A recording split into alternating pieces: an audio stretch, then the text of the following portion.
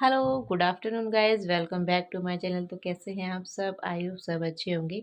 मैं भी अच्छी हूँ। तो गाइस, दोपहर के बज गए हैं 3 और मैं आई हुई थी अपने रूम में अपनी गौरी को सुलाने के लिए। और यहाँ मेरी गौरी सो गई है, मैंने ऐसे सुला दिया है, देखो अब सो गई है। तो अच्छे से वीडियो बना लेते हैं। तो चलिए वीडियो स्टार्ट करते हैं। तो गाइस, अभी बीच में मेरे भैया भाभी आए थे फरुखाबाद से। बहुत सारे कमेंट आए थे उसको लेके कि आप बताना कि भैया भाभी हैं, आप बताती नहीं हो कि आपके सगे भैया भाभी हैं कि नहीं है। वही मैं आपको बताने जा रही हूँ कि ये मेरी ये भैया भाभी हैं जो मेरे मौसिया सास हैं, सगी मौसिया सास हैं। उनके लड़का बहू है। और मौसिया सास मेरी अभी नहीं है, वो एक्सपायर हो गई हैं 2021 में। तो अभी वो नहीं है। और वो यहाँ पर उनकी छुट्टी हो गई थी बच्चों की और दादा की, तो वो घूमने आई थी यहाँ गांव में। मैंने बताया भी है, मैंने कमेंट जो लोग कर रहे थे मैं उनको रिप्लाई भी देती जा रही थी। और लोग ये भी बोलते तुम रिप्लाई नहीं करती हो। बताइए, सबको बराबर जितने लोग मैसेज करते हैं, कमेंट करते हैं, मैं उनको बराबर रिप्लाई करती हूँ। कभी ऐसा हो जाता है कि मैं रिप्लाई नहीं कर पाती हूँ, लेकिन लोग तब भी नहीं मानते हैं। मैं आपको क्लियर बता देती हूँ, जो मेरे दादा भाभी आए थे, मतलब हमसे बड़े हैं, इनसे बड़े हैं। और वो मौसी के लड़के हैं, ठीक है। मौसी है मेरी, मौसिया सास के लड़के हैं, फरुखाबाद में रहते हैं, बद्री विशाल के पास अंडियाना मोहल्ला है वहाँ पर, ठीक है। तो अब मौसिया सास के यहाँ तो सगे ही होंगे, ऐसी जाहिर सी बात है। ये बड़े हैं पूरे घर में, सबसे बड़े वही हैं। भाभी मेरी सब पूरे घर में सबसे बड़ी वही हैं। जो मेरी मौसी थी वो भी सबसे बड़ी हैं घर में। और फिर मामा हैं और फिर मम्मी हैं उसके बाद में, ठीक है। तो मैं अब क्लियर मैंने बता दिया है। अब बार बार प्लीज़ मत पूछना, आप लोगों के बार बार वही कमेंट आ रहे थे, और इसलिए मैंने आपको बता दिया है एकदम क्लियर। और गाइस, एक कमेंट ये भी आया था कि दीदी आप किस सिटी में शिफ्ट होंगे। तो मैं अभी तो मुश्किल है मेरा शिफ्ट होना। मैं जब भी आगे शिफ्ट होंगी तो फरुखाबाद में शिफ्ट होंगी। क्योंकि बच्चों की पढ़ाई मुझे एक ही जगह रह के करवानी है। क्योंकि अब इधर रहना फिर उधर जाना, बार बार इधर उधर करना, बहुत ही बच्चों की पढ़ाई वेस्ट होती है। तो हम यही सोच रहे हैं कि इनके बच्चों की एक ही जगह रह के ही बच्चों की पढ़ाई की जाए तो अच्छा है। और जब भी आगे, वैसे कोशिश तो पूरी है जुलाई में बच्चों का एडमिशन कराएंगे तो फरुखाबाद में ही करवाएंगे, ठीक है। तो गाइस, एक कमेंट ये भी आया था कि दीदी अब प्रेग्नेंट हो गई, ये सच है क्या? नहीं, ऐसा बिल्कुल भी नहीं है।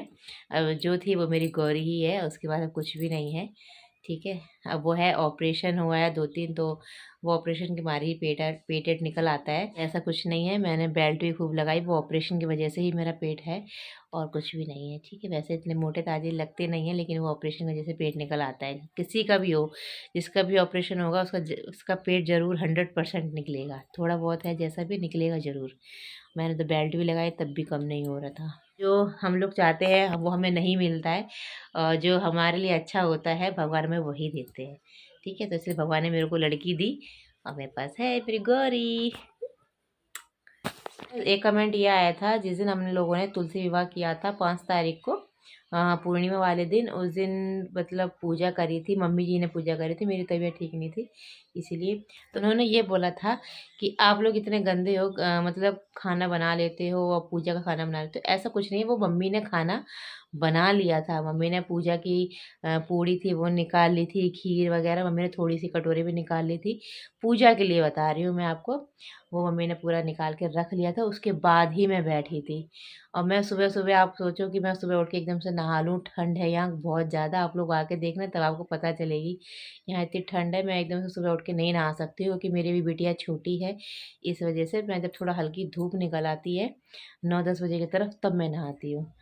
तो ऐसा नहीं है कि मैं गंदे तरीके से खाना बनाया, ऐसा कुछ नहीं है। हम लोग बिल्कुल अच्छे से खाना बनाते हैं। अब गांव में थोड़ा बहुत है, सामान फैला रहता है, लेकिन ऐसा कुछ नहीं कि हम गंदे तरीके से ही खाना बनाते हैं। और रही पूजा वाली बात, वो मम्मी ने नहा के सुबह, मम्मी सुबह नहा लेती हैं, ये बात है, मम्मी सुबह नहा लेती हैं अपना।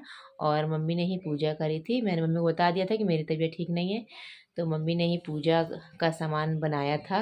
पूजा की पूड़ी थी, पूजा की पूड़ी मम्मी ने खुद आटा मार के और पूड़ी निकाली थी, उसके बाद मैंने बनाई थी।